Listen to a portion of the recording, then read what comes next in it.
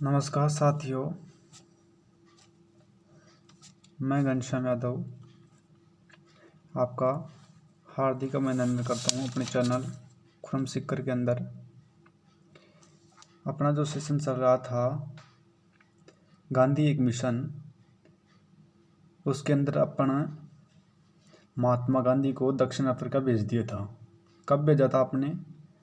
1893 के अंदर। साथ ही कल जो मैंने वीडियो बनाया था उसके अंदर एक त्रुटि मेरे से हुई थी और मेरे साथी ने कमेंट भी किया था। उसका नाम है मुकेश चौधरी, खेजुरली से था। उसने बताया था कि मैंने गांधी जी का जो जन्म है वो 1869 की जगह 1969 बोल दिया गया, जो मेरी अपनी बाय मिस्टेक की वजह से हुआ। मेरी गलती थी वो, क्योंकि मैंने उसको पता नहीं चला मेरे को कि मैंने कितने बोल दिया। मेरे हिसाब से मैंने 1869 बोला था, लेकिन क्या होता है कि वो स्वाभाविक क्रिया है, निकल जाती है कभी कभी ऐसा। चलो एक बार कल का जो थोड़ा सा सेशन था उसको एक बार रिपीट करता हूँ कि महात्मा गांधी का जो जन्म हुआ था वो 2 अक्टूबर 1869 को पोरबंदर गुजरात के अंदर हुआ था। गुजराती था गांधी जी। उसके बाद उसकी मृत्यु जो होती है वो कब होती है?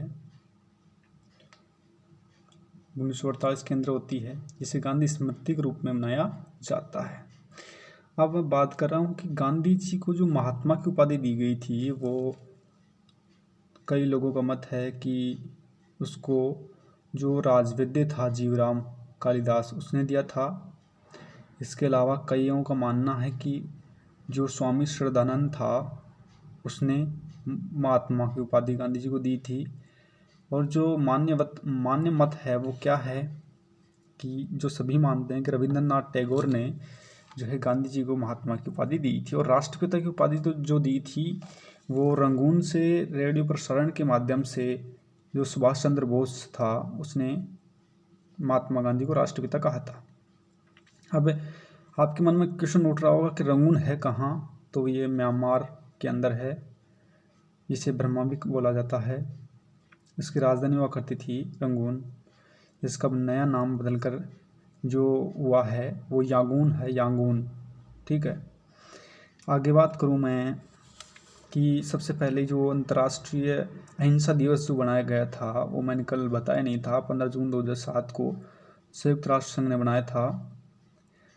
और जो गांधी जी का जो धर्म है, यानी कि गांधी जी को जो संपूर्ण जीवन की जो विचारधारा है वो किस पर टिकी हुई है? अहिंसा।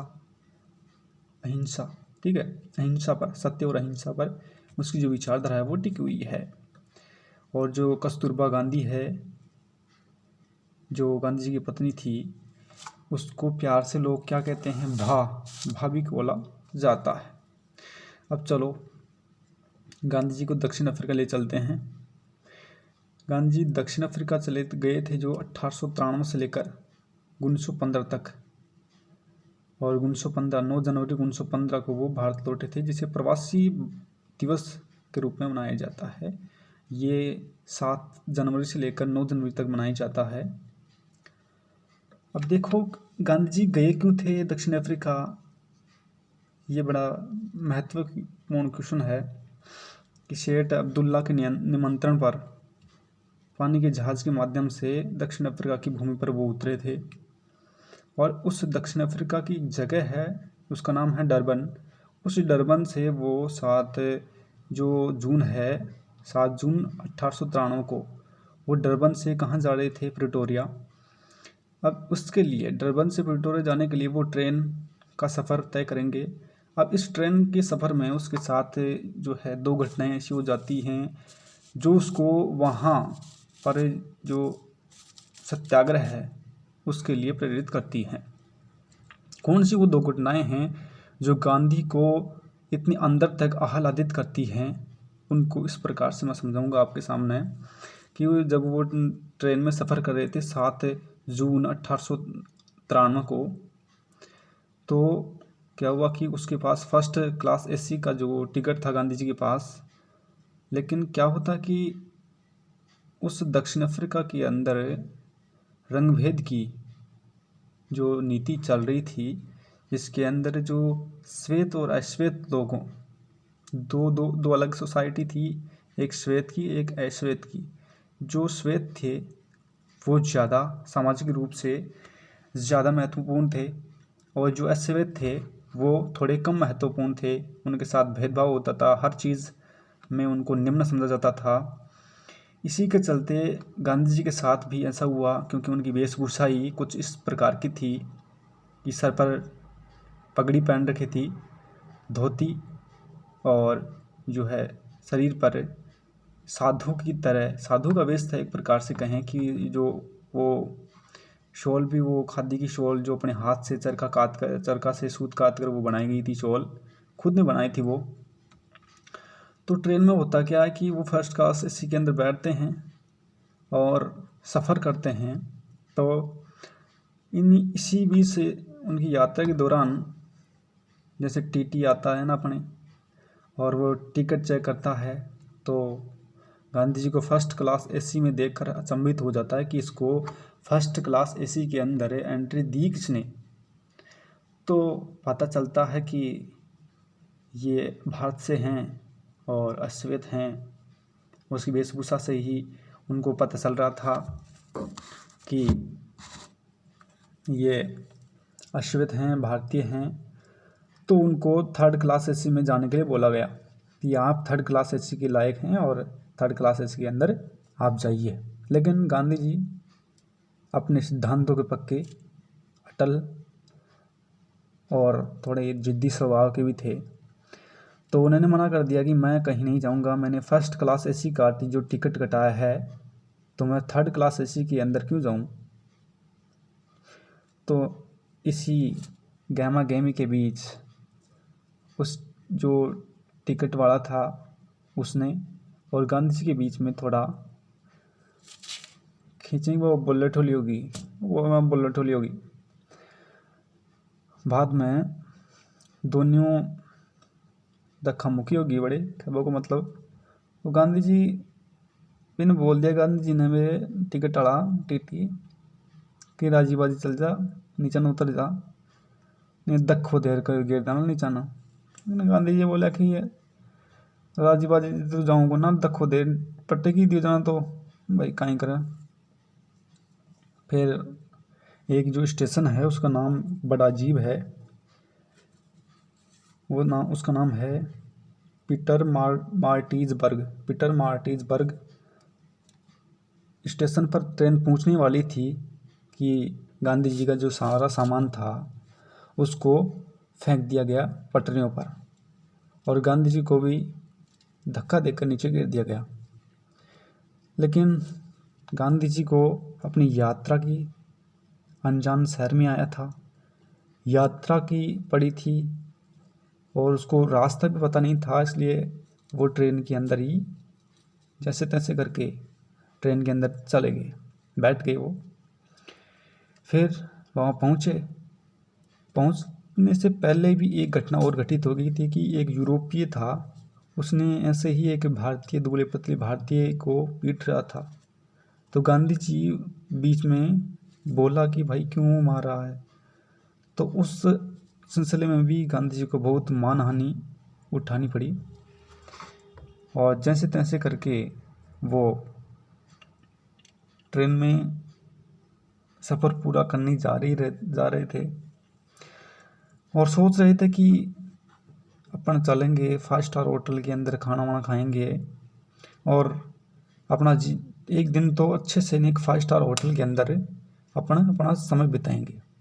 जहाँ थे भी सोचो कड़े ब्याह में जाओ जी पहले थे सोचो कि यार बड़े रसगुल्ला भी मिला, बर्फी भी मिली, हो सके कि रसगुल्ला की जगह गुलाब जामुन भी हो जाए, पपीता शेक भी लो और आइसक्रीम मिली और कॉफ़ी वाली और चाट पकौड़ी भी मिली और जो चिल्डो खबर जो थे भी ने बावली यहाँ सोच रहे थे ढंग से बन ठंड जाओ जो, अरे क्यों देख बन भी मिले लो हिसाब से जाओ जो थे, क्योंकि आप क्यों उन्होंने थोड़ा देख भी लेना कि आँखें भी थोड़ा आगे की रोशनी भी तेज कर लेना। तो ये सोच जाओ जो, लेकिन बड़े बच्चे क्यों अलग ते सोचे जाओ जो कौन वो बहुत कम बारों से कि था ना बड़े गुलाब जामुन की जगह बर्फी मिल, गुलाब जामुन की जगह था ना रसगुल्ला मिल का, और बर्फी की जगह था ना काजू मिल गई, था ना पसंद बर्फी काजू मिली, चाय कॉफ़ी की जगह चाय मिल गई, यहाँ था मैं बुरी हुआ है। अं गांधी में भी ये सोच गयो कि अपन ने ढंग से 5 स्टार होटल में चावला खावाला पीवाला ऐसा कराना नहीं खा 1-2 दिन तो, और फिर पाचे इको शेख अब्दुल्ला को केस लड़ाला। शेख अब्दुल्ला केस लड़वा गयो जो अफ्रीका में। और शेख अब्दुल्ला भैया एक व्यापारी छो जो अफ्रीका में जो भी व्यापार करतो,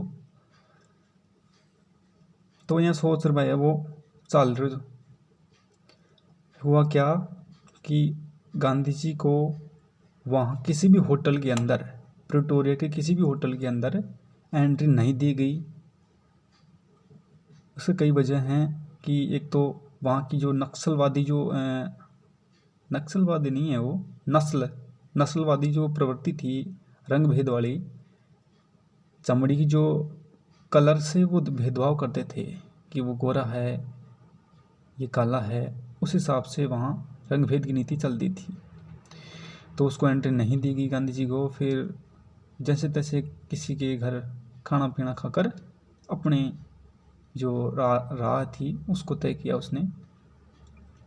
उसके बाद होटल के अंदर भी उसको खाना वाना नहीं मिला, होटल पर उसको पाबंदी थी। और जैसे तैसे सेठ अब्दुल्ला के पास वो पहुँचे और वहाँ खाना पीना खाया। और जैसे उनके केस का समय हुआ और अदालत न्यायालय के अंदर गए, न्यायालय के अंदर भी उसको अपमान सहना पड़ा, क्योंकि वहाँ ये रूल और रेगुलेशन यही था कि अश्वेत और श्वेत में बहुत बड़ी खाई है जिसको इस युग में भरना मुश्किल है।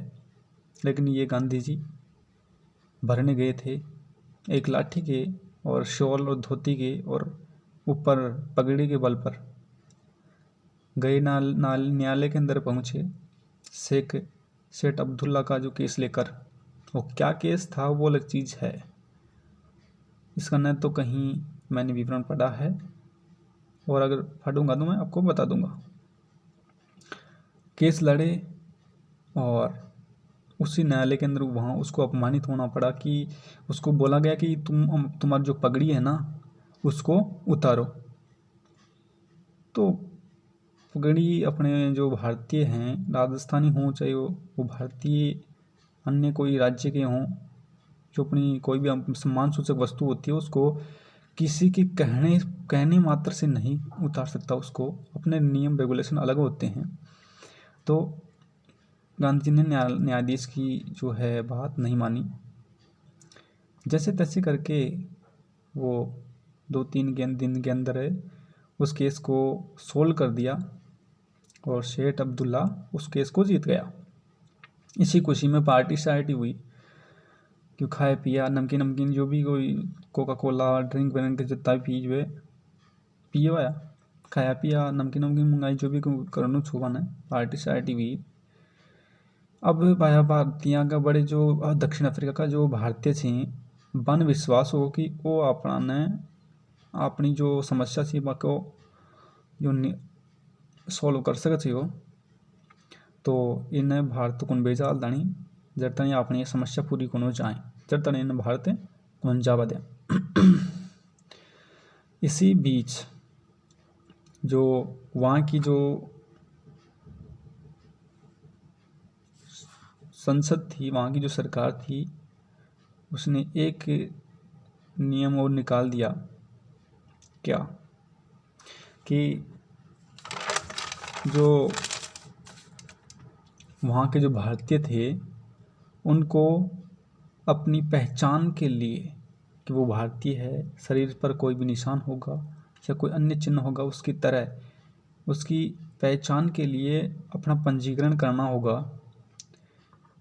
उसके लिए सभी को अपना पंजीयन कराना समय से पहले कराना ज़रूरी था। इसके बीच गांधी जी के सामने ये समस्या आई तो गांधी जी ने जो है भारत लौटने का जो इरादा था, 1 साल के लिए, 1 साल के कंस्ट्रक्शन पर आए थे, 1 साल के जो वादा करके आए थे, 1 साल के लिए आए थे वो यहाँ पर कि 1893 में आए थे और 94 में वापस जाना था उसको, अपने भारत, अपने वतन को। लेकिन जैसे जैसे वो समस्या बढ़ती गई तो गांधी जी को जो सफलता मिल रही थी, ऐसी कोई बात नहीं है सफलता नहीं मिली, उनको सफलता मिल रही थी और इसी के बीच वो अपने जो वतन को लौटने को राजी नहीं हुई है और वहीं उनकी समस्याओं को सोल्व करने में लग गए। अब देखिए, इन सभी के चलते गांधी जी को लगा कि यार सत्याग्रह करना ज़रूरी है, कि यहाँ विदेश में आकर अपन दादागिरी तो कर नहीं सकते, लड़ाई झगड़ा तो कर नहीं सके। अगर लड़ाई झगड़ा कर लिया तो पता है उसको कि विदेशों में लड़ाई झगड़े का परिणाम बहुत बुरा होता है। इसी बीच उन्होंने सत्याग्रह किया। अब सत्याग्रह का मतलब होता है कि अन्याय के खिलाफ शांतिपूर्ण लड़ना, ठीक है, कि लड़ाई झगड़े हो या मार काट कौन करे, वहीं करें। अब क्या करेगा गांधी जी, एक नडाल इंडियन कांग्रेस की स्थापना करेगा। उसका उद्देश्य कैसे किया वो विवरण इस प्रकार है कि गांधी जी, सबको पता है कि गांधी जी दक्षिण अफ्रीका में जो सेठ अब्दुल्ला था उसकी केस को सोल्व करने के लिए गए थे और इसी बीच उन्होंने अपने रहने की जो अवधि थी वो उसको भी बढ़ा दी और एक बिल आया था, उसके अंदर एक विधेयक आया था, उसके अंदर ये था कि जो भारतीय है ना, जो दक्षिण अफ्रीका में रहते हैं, वहाँ के नागरिक थे, अपने देश के मूल देश के भारतीय, वहाँ दक्षिण अफ्रीका के नागरिक बन गए, उसके बावजूद भी उनको वोट देने का अधिकार नहीं था। ये विधेयक पारित हुआ था वहाँ, तो गांधी जी इसके विरोध में भी उठ खड़े हुए, लेकिन गांधी जी इस बिल को जो है पारित होने से नहीं रोक पाए। फिर भी गांधी जी को आंशिक रूप से सफलता मिली, क्योंकि वो वहाँ की दक्षिण अफ्रीका की जो सरकारें थी और वहाँ की जो जनता थी, उनको भारतीयों की जो समस्या है उनकी ओर आकर्षित किया और उनको जो है भारतीयों की समस्या के बारे में उनको भी अवगत करवाया। इसी के बीच गांधी जी ने 1894 के अंदर नेटल इंडियन कांग्रेस की स्थापना की। गांधी जी ने नेटाल इंडियन कांग्रेस की स्थापना 1894 में कर दी। इसके माध्यम से दक्षिण अफ्रीका में भारतीय समुदाय को एक सजातीय राजनीतिक शक्ति के रूप में परिवर्तित किया गया। कि इस नेटाल का उद्देश्य क्या था कि अफ्रीका में भारतीय समुदाय को एक सजातीय राजनीतिक शक्ति के रूप में परिवर्तित करना था। अब भाई, अब राजकोट की बात आती है कि राजकोट के अंदर उन्होंने एक कार्यालय खोला, जिसके अंदर जो जितने भी भारतीय थे उनको जो भी समस्या थी उनको सोल्व करने के लिए गांधी जी बैठ गए। सोल्व क्या करेंगे, उनकी अर्जी देखने के लिए कि तुम्हारी समस्या क्या है, क्योंकि उन्होंने सेठ अब्दुल्ला का केस सोल्व कर दिया था और भी छोटे मोटे कुछ केस सोल्व किए थे उन्होंने। इसलिए गांधी जी वहाँ जो भारतीय थे जिनकी स्थिति दयनीय थी उनके लिए एक मसीहा का काम कर रहे थे और जितनी भी लोग वहाँ पीड़ित थे उनकी सभी की समस्याओं को सुनने के लिए एक कार्यालय खोला राजकोट के अंदर, जिसके अंदर विभिन्न जो वर्ग के लोग थे, भारतीयों में भी मजदूर थे, गिरमिटिया मजदूर थे, कई प्रकार के वहाँ लोग काम करने के लिए गए थे। उनको जितनी भी जो समस्या हो रही थी उनको सुनने के लिए, उनका जायजा लेने के लिए उन्हें राजकोट के अंदर एक कार्यालय खोल लिया था, ठीक है, और उनको न्यायालय में चुनौती देना स्वीकार किया। उसके बाद क्या होता है कि अब 1906 की बात करूँगा मैं, कि ऐसा जैसे जैसे करके ये चलता रहा सिस्टम, जितनी भी जो उनकी समस्याएं थी उनको न्यायालय में ले जाना, उसको सोल्व करना, ये प्रक्रिया चलती रही। और फिर बात आती है 1906 में। अब वो 1906 के अंदर क्या करते हैं कि विदेशी धरती पर वह सत्याग्रह स्टार्ट करते हैं। विदेशी भूमि का मतलब होता है कि जो अपने अफ्रीका है ना, दक्षिण अफ्रीका, वो गांधी जी के लिए विदेशी थी और वहाँ उन्होंने सत्याग्रह स्टार्ट कर दिया। अब 1906 में दक्षिण अफ्रीका सरकार ने एक नया कानून और बना दिया। जो मैंने पहले बात की थी वो पंजीकरण वाली, वो बात अब आती है 1906 में। भारतीय मूल की आबादी में पंजीकरण कराना अनिवार्य कर दिया कि जो भी भारतीय मूल के हैं उनको अपनी एक निशानी के साथ अपना पंजीयन कराना होगा कि मैं भारतीय हूँ। और ये पंजीयन कराना, इसके अंदर लफड़ा था कि उनको एक पृथक, एक निम्न कुल की दृष्टि से देखा गया। उस अगर वो पंजीयन करा देते, क्यों किया, विरोध क्यों किया, ये समझने की कोशिश करो कि पंजीयन कराने से मना क्यों किया। क्योंकि उनको एक निम्न वर्ग के रूप में विकसित करने के लिए, उनका एक अलग से निम्न वर्ग बनाने के लिए उनका पंजीयन करा रहे थे। उनकी पहचान के साथ उनका पंजीयन कर रहे थे वो, कि शरीर पर कोई पहचान चिन्ह हो, उनके चेहरे के पर कोई पहचान चिन्ह हो, उसके हिसाब से वो पंजीयन कर रहे थे ताकि वे उन्हें स्थायी रूप से एक निम्न वर्ग के अंदर ढाल सकें। एक हेय दृष्टि से जो देखे जाते हैं उसका एक अलग से वर्ग बना दिया जाए, इसलिए वो उस पंजीयन कराने से मना कर रहे थे। कई हड़तालें हुई, कई अहिंसात्मक कार्य हुए, जिनके चलते गांधी जी के साथ साथ कई मूल भारतीयों को भी जेल का सामना करना पड़ा। और जेल में हो रही जो यातनाएं हैं उनको भी उन्होंने सहन किया। इसी के बीच गांधी जी 7 साल तक यानी 1906 से लेकर 7-8 साल तक वहाँ रहे। वहाँ यही सब चलता रहा। भूख हड़ताल, कभी भूख हड़ताल, कभी वहाँ जो न्यायालय के अंदर दलीलें, कभी क्या इस प्रकार से ये सिलसिला जारी रहा 1914 तक। फिर 1914 के बाद में वहाँ की सरकार ने स्वीकार कर लिया कि भारतीय भी अपने ही व्यक्ति हैं, यानी कि भारतीय भी व्यक्ति हैं। इनको निम्न जो दृष्टि है, अपनी नीच दृष्टि है, हेय दृष्टि है और नीचा समझने की जो भावनाएं हैं उनको त्याग देनी चाहिए और उनको भी अपना देश का नागरिक मानना या स्वीकार करना चाहिए।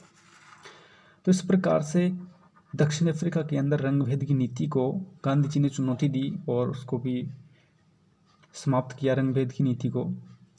फिर आगे बात करता हूँ मैं कि इसी 1906 के अंदर जब रंगभेद की नीति के विरोध में गांधी जी उठ खड़े हुए थे, उस समय ये पूछा जाता है क्वेश्चन, 11 सितंबर 1906 के अंदर एक जोहान्सबर्ग के अंदर एक बैठक हुई थी। उसके अंदर भी गांधी जी ने अहिंसा शब्द का या अहिंसा की जो भावना है वहाँ प्रकट हुई थी। गांधी जी की जो अहिंसात्मक जो भावना थी वो 11 सितंबर 1906 को जोहान्सबर्ग के अंदर एक बैठक हुई थी। उस बैठक में अहिंसात्मक गतिविधियों को अपनाने के लिए गांधी जी ने दलील दी थी। ठीक है, ये क्वेश्चन बड़ा महत्वपूर्ण है। चलो, इसके बाद में आता है कि वो 1893 से 1914 तक तो भारत में रहा। उसी के बीच कई आंदोलन हुए, कई प्रकार की जो उन्होंने जो केस थे उनको सोल्व किया। कई लोगों को जो मजदूर थे, किसान वर्ग थे, कई प्रकार के जो अन्य जो कर्मचारी थे, उनकी सभी दलीलों को देखकर उनको सोल्व किया। उसके बाद वो अपने वतन की तरफ लौटते हैं तो उनको केसर ए हिंद की उपाधि से नवाजा जाता है कि उन्होंने 1893 से लेकर 1914 तक के जो संपूर्ण उनके जो क्रियाकलाप थे उनको देखते हुए उनको केसर ए हिंद की उपाधि दी गई। और जब 1915 के अंदर भारत लौटते हैं, 9 जनवरी 1915 को भारत लौटे, तो उनको प्रवासी भारतीय दिवस के रूप में मनाया जाता है। ठीक है, अब ये तो बात हो गई कि गांधी जी दक्षिण अफ्रीका में क्या किया क्या नहीं किया, वो आपको सामने है। और भी जो भी क्वेश्चन जो बचते हैं या कोई महत्वपूर्ण बात बच जाती है तो मैं उसको आपके सामने रखूँगा। और यूँ ही अपना इस जो कोरोना महामारी है उसके अंदर आप अपने का ख्याल रखिए, अपने जो भी सावधानियां हैं उनको बरतिए और आराम से रहिए। और इस वीडियो को शेयर, लाइक और सब्सक्राइब ज़रूर कीजिएगा। पता है आपको बहुत मेहनत लगती है इसको बनाने में, बहुत ज़्यादा मेहनत लगती है। कई किताबों से मैटर कलेक्ट किया जाता है, उसके बाद इसको कंटेंट को समझा जाता है, इसकी परिशुद्धता की जांच की जाती है। इस प्रकार से कई प्रक्रियाओं से होकर ये कंटेंट गुजरता है, उसके बाद में आपके सामने पेश होता है। इसलिए हमारी ये इस मेहनत को यूं ही बेकार नहीं जाए, इसलिए इसको शेयर, लाइक, सब्सक्राइब ज़रूर करें। इसी के साथ मैं अलविदा लेता हूं। धन्यवाद।